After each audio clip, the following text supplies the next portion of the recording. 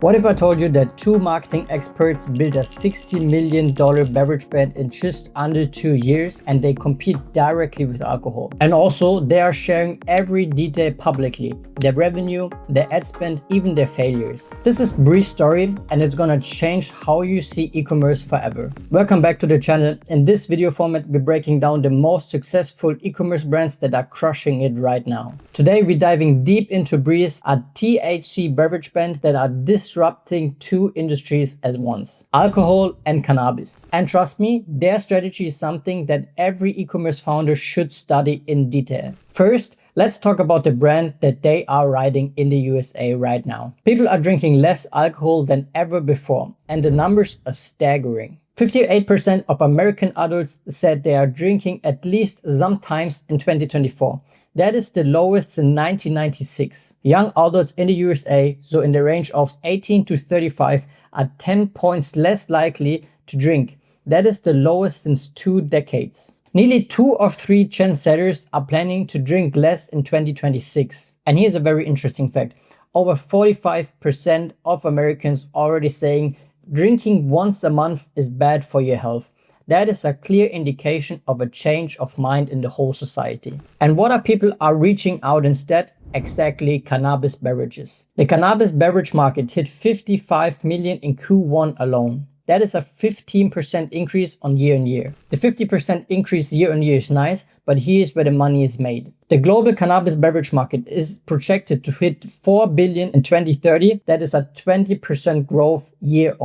And BREZ didn't see just a trend. They were seeing the chance to position themselves in a declining alcohol market and a rising market of cannabis acceptance. So hats off to them. They disrupted 2 markets at the same time. Well done. Now let's talk about the founders, because here is where it gets interesting. Nosbisch and Shackelford are not just 2 random entrepreneurs. They are serial founders and were spending millions of dollars for their clients in their agencies on paid media on Meta and Google before. Aaron previously scaled Lucid as CEO to become the largest cannabis social advertising firm in the world, and Nick is building agencies, services in the e-com space for years with different ventures. These guys knows exactly how to create good campaigns and raise profitable ad spend from the get-go. When Aaron experienced THC beverages, he realized this is the medium that cannabis has been waiting for to properly go mainstream. They launched in April 2023 and they scaled from 0 to a projected revenue in 2025 of $75 million.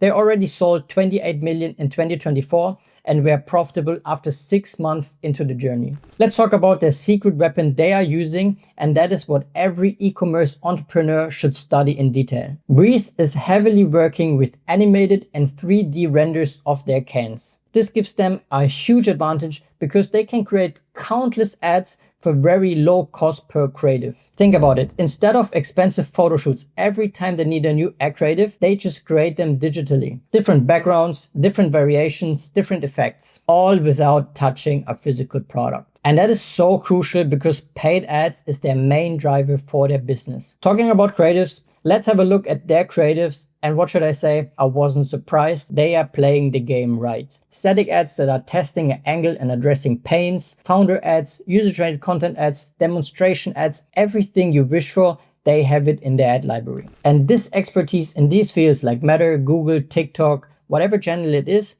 the reason why they have such an explosive growth curve. And here is one more golden nugget that you would have not expected in the first place, but which is a crucial factor for scaling fast. And to be honest, I was talking about this strategy just in my last video. So if you want to see that, just click the link down in the description. BREZ is probably scaling on a return on ad spend from 0.5 to 1.5. Somewhere in this range. But because they know they make the money on retention, they are happy to decrease the ROAS to have an effective customer acquisition strategy in place. Obviously, they are not only running ads on Meta, they're also running ads on Google, TikTok, AdBlowin, or Snapchat. And Aaron and Nick are doing something which is incredibly unique in the space. They are really building in public. Aaron posts monthly breakdowns of generated revenue in Shopify, generated revenue overall, ad spends for the different channels, and everything you need to understand why BREZ is growing so fast. Let me show you the actual numbers from their recent post. 4.5 million in revenue, 2.9 coming from direct to consumer, ad spend sitting on nearly $1 million per month. This transparency is not only for show, but that is genius marketing as well. Aaron says, I thought if I share in public, maybe people would help me figure out what I was doing. It not only builds trust, but also it creates a buzz around Aaron and the brand itself. If you thought you understand where the expertise is, let's have a look at their retention game. Because let me tell you one thing, BREZ is an absolute retention monster. And that is obviously no surprise because Nick is head of retention. Nick shared publicly on LinkedIn that they are sitting on $2 million per month recurring revenue with 20,000 active subscribers. So now the question is, how do you generate so much recurring revenue for your e-commerce brand? So let's have a look at it. When you land on their store, you immediately get a pop-up with a very simple question, which makes it easy to interact. And it's not pushy, it's actually really helpful. Secondly, once you answered the first question, they are bringing to you a second question, asking you what you're looking for. That is a pure personalization of your experience, which makes it super unique and also very trustworthy. Obviously, if they know what you want the most, they can build out the strategy in the backend, especially for your needs. And in this case, they will bring you to the correct product page right away. Lastly, they will ask for your email address combined with the offer that you will get from them. At this point, it is very likely that you're gonna opt in into this field because you already had interaction with the previous opt-in fields. Once that is done, you land on the product page with the subscription pre-selected. This means people are defaulting into a subscription, not having to opt in. At this point, which is really interesting, they are prioritizing a high customer lifetime instead of a high AOV. For people who don't want to go with a subscription, they have bulk offers to increase the AOV. 12 cans, 24 cans, 48 cans, or even 96 cans at a time. So either they're capturing a high customer lifetime value or a high AOV, which gives them tremendous advantage in their paid acquisition. And just for the record, look at this email design. Once you opted in with your email, you get this welcome email. You see a perfect headline pushing again the subscription with a high customer lifetime value and a result-based call to action, which is every puzzle piece that you need for a really good email. Probably this email is done by Structured, a marketing agency where Nick was heavily involved, so there's actually no surprise to it. Oftentimes when I talk to our clients and tell them, look, we need to send more emails because it pushes retention, and they are saying, we don't want to get the customer annoyed.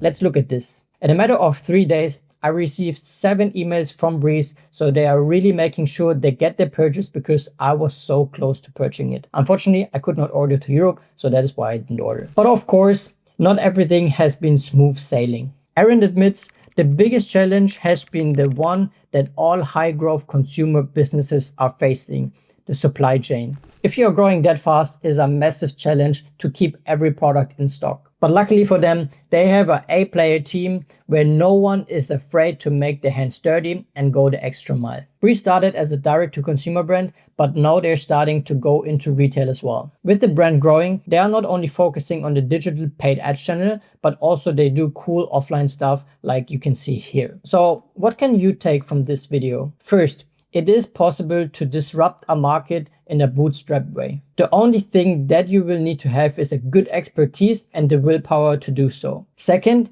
you really need to understand your numbers to the T. What is your customer acquisition strategy? Where do you want to make your money? And what are you focusing on? Are you focusing on customer lifetime value or a high average order value to make a direct profit? Lastly, Meta ads, Google ads, creatives, shop, everything needs to be in place to have such a high growth. And that is not by accident. You really need the expertise over the years to generate these revenue numbers after such a short period of time. If somebody from the BREZ team is seeing this video, feel free to reach out. I would love to speak to you guys and make a little sit down session and answer some highly requested questions. I hope you liked this breakdown of the brand BREZ and found some value in it. If you liked it, feel free to leave a like, a comment, or a subscription. That would help me out tremendously so I know that you like these videos. Also, feel free to leave me an idea what brand I should do next and what I can improve in the next video. Thanks for watching, and I'll see you in the next one.